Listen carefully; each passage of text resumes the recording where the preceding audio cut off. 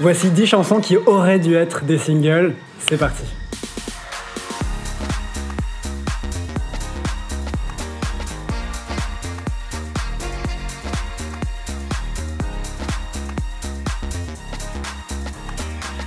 Salut tout le monde, welcome back sur Popslay, je suis très content de vous revoir par ici. Je m'appelle Guillaume et on se retrouve chaque semaine sur YouTube pour décrypter les plus grands classiques de la pop musique. Récemment dans les commentaires, vous m'avez demandé de créer un format sur les 10 chansons qui auraient dû être des singles.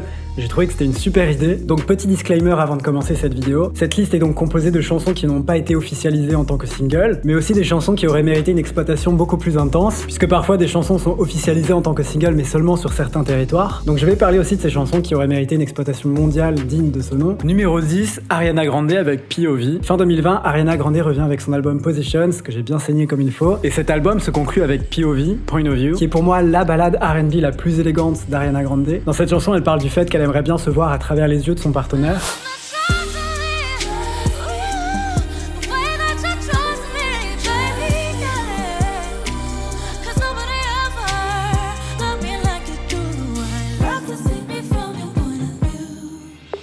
J'aurais adoré qu'elle sorte cette chanson vers le mois de décembre. C'était la chanson parfaite pour les fêtes.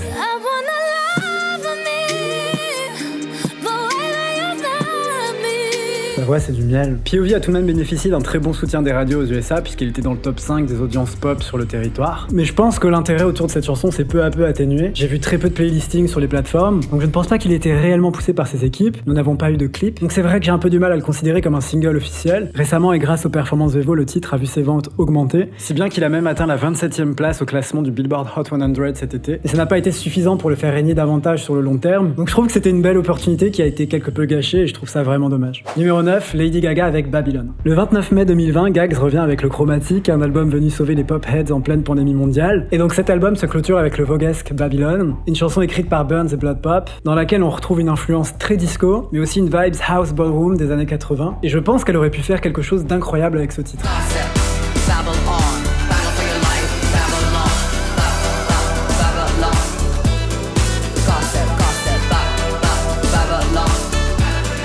Ce n'est peut-être pas le tube évident de Chromatica, mais c'est pour moi le gros heurt de l'album. Si on dissèque et qu'on isole un peu les layers de voix de Lady Gaga, on retrouve sa voix rauque et iconique que j'adore.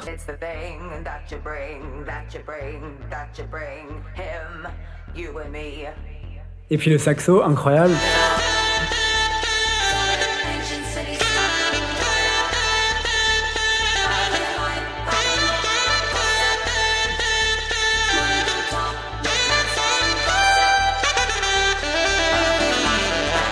Et puis évidemment les chœurs qui donnent une dimension un peu gospel à la chanson.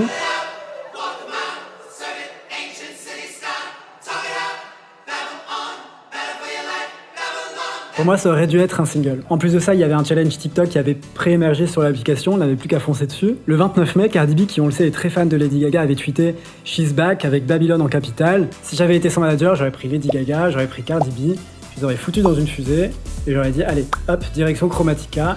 Faites votre truc et on en reparle. On avait besoin d'un Vogue version 2021 et je pense qu'elle aurait pu le réaliser avec cette chanson. Numéro 8, Adele avec Riverdale. Alors juste, est-ce qu'on peut parler des dernières photos Instagram de Adele ?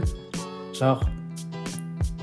J'ai tellement hâte qu'elle revienne. Mais d'abord, revenons quelques années en arrière. Et plus précisément sur le chef-d'œuvre K25. Rappelez-vous, à l'époque, Adele revient avec cet album qui défonce tous les scores. C'était juste un raz-de-marée. Tellement excitant de voir ce qui s'était passé dans les charts, notamment avec le monstre qui était Hello. Le second single officiel de l'album, c'était When We Were Young.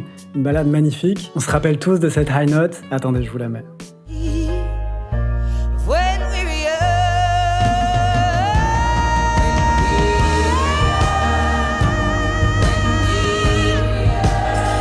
J'adore. Bref, elle a ensuite enchaîné avec Send My Love, produit en partie par Max Martin. Puis elle a clôturé l'ère 25 avec Water Under the Bridge. Et je sais pas, je trouve que Send My Love est un peu trop pop et pas forcément représentatif de l'album. J'aurais plutôt penché pour Riverdale, qui est pour moi la grosse surprise de l'album.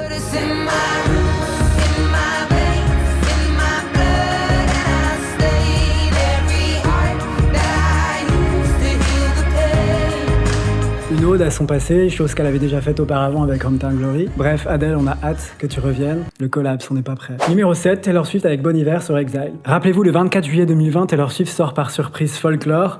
11 mois après son dernier album Lover sorti en 2019. Et dans cet album, on retrouve la chanson Exile en featuring avec Bon Iver. Je suis tellement déçu qu'elle l'ait pas exploitée en single. Bon, avec Taylor Swift, on a un peu l'habitude, je pense à Cruel Summer, à I Did Something Bad, à Getaway Car. Mais voilà, Exile, il peut sonner un peu ennuyant à la première écoute, mais il s'agissait potentiellement d'un classique. Lorsque je l'ai écouté, ça faisait comme si je le connaissais depuis des années, et j'étais choqué de la profondeur de la voix de Bon Iver. I can see you standing, honey, with his arms around your body, laughing but the joke's not funny at all. Les harmonies et les adlibs de Taylor Swift et de Bon Iver sont juste magiques.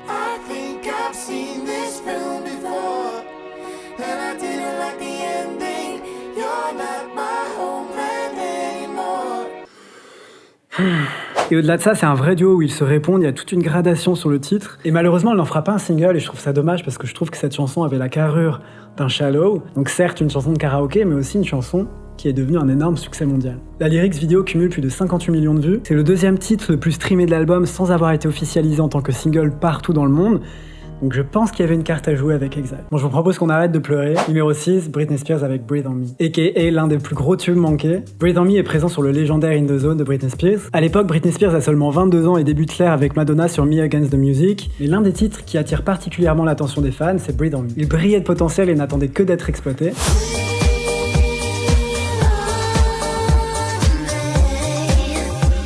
La chanson était prévue pour être l'un des singles de l'album, mais Britney Spears s'était malheureusement blessé le genou lors d'un tournage et la sortie fut malheureusement annulée. Alors je ne sais pas s'il y a des fans de Britney Spears qui nous regardent, je ne sais pas si cette théorie a été officiellement confirmée, mais en tout cas c'est ce qu'on peut lire partout sur internet. Ce qui est fou, c'est que même si Breathe on Me n'a jamais été sorti officiellement en tant que single, ça a été un incontournable de presque toutes les tournées de Britney Spears depuis la sortie de In The Zone. Donc je pense que les fans adorent cette chanson, mais qu'elle aime aussi beaucoup le performer. Numéro 5, Nicki Minaj avec Whip It. En 2012, Nicki Minaj revient avec son deuxième album studio, Pink Friday Roman Reloaded, et à cette période, Nicki Minaj sort du succès de Turn Me On en featuring avec David Guetta, et elle opte pour un virage beaucoup plus pop dance sur certains des titres présents sur l'album. D'ailleurs, le premier single qui va être exploité, c'est Starships, qui a été produit par Red One. Et pour moi, l'une des chansons qui aurait mérité d'être exploitée en tant que single, c'était Whip It, le banger de l'album.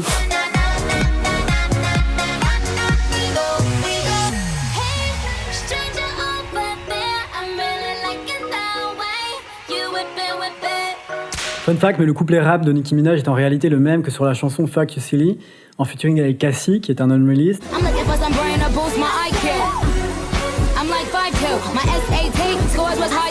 Alors il est peut-être pas représentatif de Nicki Minaj, mais je trouve qu'il était hyper représentatif de l'album. Ce qu'il faut savoir, c'est qu'en mai 2012, Nicki Minaj avait demandé à ses fans de choisir le prochain single de l'album. Vavavoom avait reçu le plus de votes, Whip It arrivait en 2e position et Pound the Alarm en 3e position. Seulement quelques temps plus tard, Nicki Minaj avait tweeté que plusieurs radios au UK et en Australie avaient décidé de jouer Pound the Alarm à cause du nombre important de demandes. Finalement, c'est donc Vavavoom et Pound the Alarm qui bénéficieront d'un clip. Et je trouve ça dommage parce que je pense qu'elle aurait pu faire quelque chose de génial avec Whip It. Encore une fois, Nicki Minaj est très douée pour nous servir des bops. Numéro 4, Rihanna avec Sex With Me. Alors de base, je vous avoue que j'avais mis Love on the Brain, mais cette chanson a eu tout de même un soutien en radio et en playlist et a même été performée plusieurs fois. C'est juste qu'il n'a pas eu de clip. Fun fact, Love on the Brain est la toute première chanson à avoir été commissionnée pour Anti. On peut dire que Love on the Brain a toujours été un hit en sous-marin, c'est-à-dire qu'il a toujours été là. Mais c'est vrai qu'il n'a pas eu de sortie single traditionnelle, ça a été un tube organique, et j'ai envie de dire que c'est normal puisqu'il s'agit d'un des plus grands classiques de Rihanna. En revanche, sur Anti, une des chansons qui a eu beaucoup de succès sans pour autant être un single, et qui du coup aurait dû être un single pour amplifier tous ses scores, c'est Sex With Me. Sex with me, so amazing.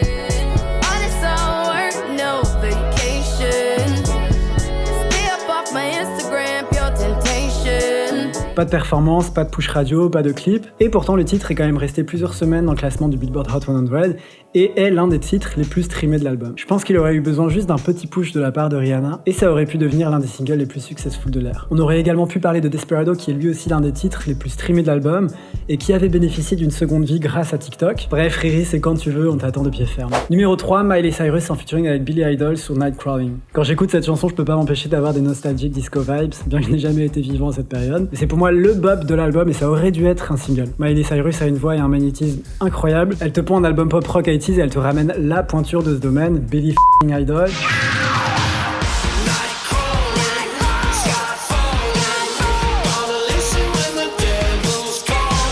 Donc bref, je pense que Nightcrawling aurait dû être l'un des singles de Plastic Hearts. Ce qui est fou, c'est qu'avant de travailler sur ce morceau avec Billy Idol, Miley Cyrus avait déclaré que pendant près d'un an, son tube, Eyes Without a Face, semblait la suivre partout, dans les supermarchés, dans les restaurants où elle allait. Et la girl a fini par l'avoir en featuring sur son album.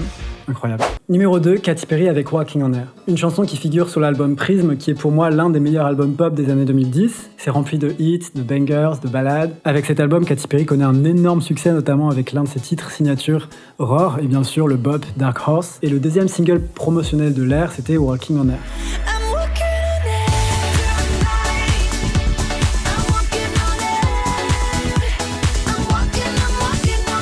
Un bop qui rend hommage à la deep house sur une production de Max Martin, un refrain hyper euphorique, une pluie de synthé.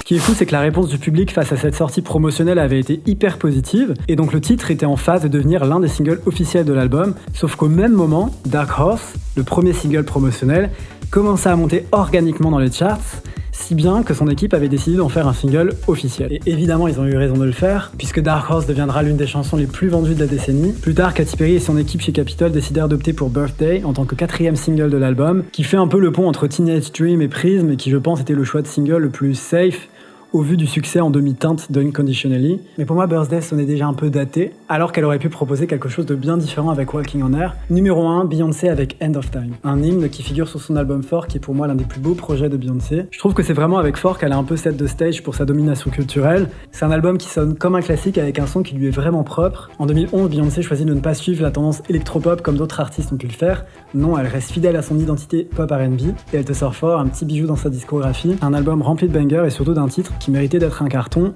End of Time.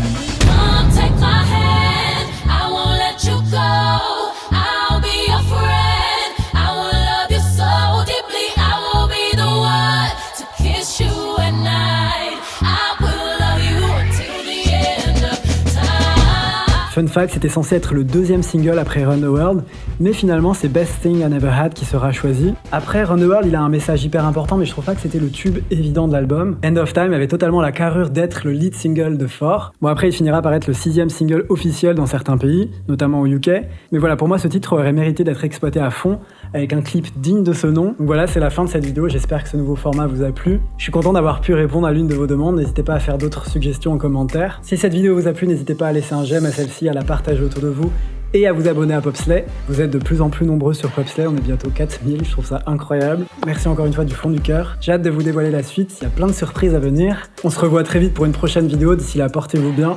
Je vous fais de gros bisous, ciao.